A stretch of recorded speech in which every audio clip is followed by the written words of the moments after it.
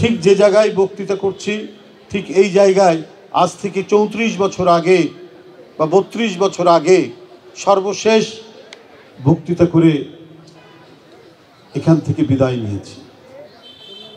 বিশ্ববিদ্যালয়ের লেখাপড়া শেষ করে ছাত্র রাজনীতির জন্য আরও কিছুদিন থেকে 1991 সালে 90-এ রাজশাহী বিশ্ববিদ্যালয় কেন্দ্রীয় ছাত্র সংসদের সহসভাপতি ভিপি এবং এরপরে কেন্দ্রীয় ছাত্র রাজনীতির জন্য ঢাকায় যাওয়া, সব মিলিয়ে 91-এর শেষে আমি এখান থেকে বিদায় নিই। কিন্তু 80-র দশকের যে বিশ্ববিদ্যালয়, আমি সেই বিশ্ববিদ্যালয় দেখছি। আমার মনে হয়েছে আমি তাদের মতোই একজন বোধহয় এখনও ছাত্র। আমার শিক্ষক অধ্যাপক রফিকুল ইসলাম স্যারকে দেখে মনে হয়েছে আমি হয়তো কিছুক্ষণের মধ্যেই পাঠ কক্ষে ক্লাসরুমে হয়তো যাব, ওনারা শিক্ষা প্রদান করবেন বা ক্লাস নেবেন। সেই স্মৃতি, তখনকার সেই আরেকটি স্বৈরাচার বিরোধী আন্দোলনে আমরা এখানে সম্পৃক্ত ছিলাম। লেখাপড়া, তরুণীদের আনন্দ করা সেই দিন আর রাজনীতির সেই উত্তপ্ত মতিহারের সবুজ চত্বর আবার যেন 34 বছর আগের মতো আমার কাছে ফিরে এসছে। এ আমার আনন্দ এবং এ আমার কষ্টের এই জন্য সেই দিনগুলো ফিরে পাবো না, সেই দিনের সেই আনন্দগুলো ফিরে পাবো না, এইটা কষ্টের। কিন্তু এখানে এসে সেই পুরনো স্মৃতির, সেই তারুণ্যের ঝিলিক দেওয়া সেই জীবন আবার আরেকভাবে অনুরণিত হচ্ছে আমার হৃদয়ের মধ্যে। আমার হৃদয়ের মধ্যে যেন প্রাণ ফিরে পাচ্ছি। আমি বোধহয় আবারও সেই তারুণ্যের কালে ফিরে যাচ্ছি। বন্ধুরা আমার, এই হচ্ছে আজকের আমার অনুভূতি। তার কিছুটা আমি আপনাদের কাছে জানালাম। এর মধ্যে অনেক দিন পার হয়ে গেছে, অনেক কাল পার হয়ে গেছে। এর মধ্যে দেশ এবং রাষ্ট্র, সমাজ এই সম্পর্কে বোঝার এবং উপলব্ধি করার আরেকটু সুযোগ হয়েছে।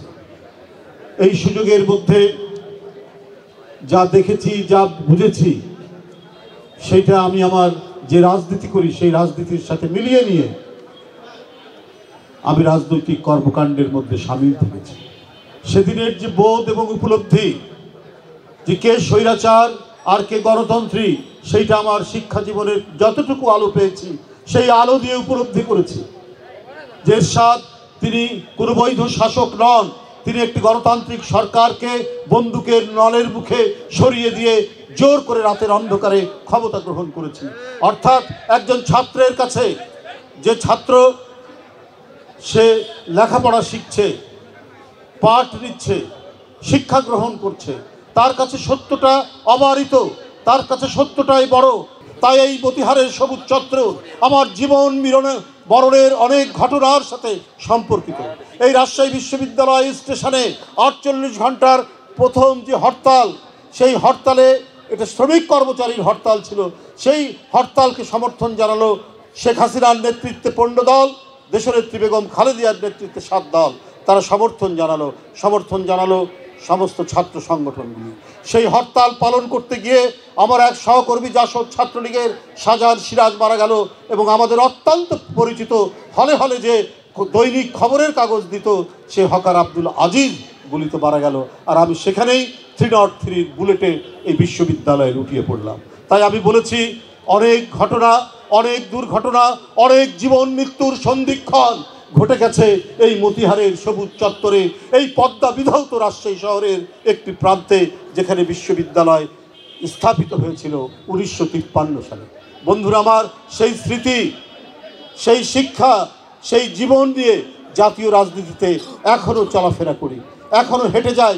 সেই দিন যা শিখেছি, সেই দিন যা জেনেছি, সেই জানার মধ্যে, সেই শেখার মধ্যে আমি গোটা জাতিকে জানতে পেরেছি, গোটা জাতিকে আমি উপলব্ধি করতে পেরেছি রাষ্ট্র কি, জানতে পেরেছি সমাজ কি, এবং রাষ্ট্র এবং সমাজের সংকটে কিভাবে দাঁড়াতে হয় এই শিক্ষাও পেয়েছি এই বিশ্ববিদ্যালয় থেকে। তাই জীবন মরণের অনেক বিষয়ের সাথে, অত্যন্ত সংশ্লিষ্ট রাজশাহী বিশ্ববিদ্যালয়। রাজশাহী বিশ্ববিদ্যালয় জাতীয় যে কোনো আন্দোলন, ওটা যদি সত্যের আন্দোলন হয়, ন্যায়ের আন্দোলন হয়, গণতন্ত্রের আন্দোলন হয়, সেটা যদি স্বাধীনতার আন্দোলন হয়, সেটা যদি সার্বভৌমত্বের আন্দোলন হয়, এই রাজশাহী বিশ্ববিদ্যালয়ের ছাত্ররা কখনো পিছ পা থাকেননি। তাদের দুর্জয় সাহস, তাদের হৃদয়ের এবং ধমনীর মধ্যে যে প্রবাহমান উষ্ণ রক্তের যে ধারাবাহিকতা, সেইটা দিয়েই তারা রাজপথে নেমে এসেছে। তাই শাহজাহান সিরাজরা মারা গেছে, তাই এখানে ডক্টর জোহার মতো একজন প্রাণবন্ত এবং ছাত্র বৎসল একজন শিক্ষক মারা গেছে, যার কবর এখান থেকে মাত্র কয়েক গজ দূরে, তিনি সেখানে শায়িত আছেন। বন্ধুরা আমার, এই হচ্ছে রাজশাহী বিশ্ববিদ্যালয়ের আমাদের বেড়ে ওঠা।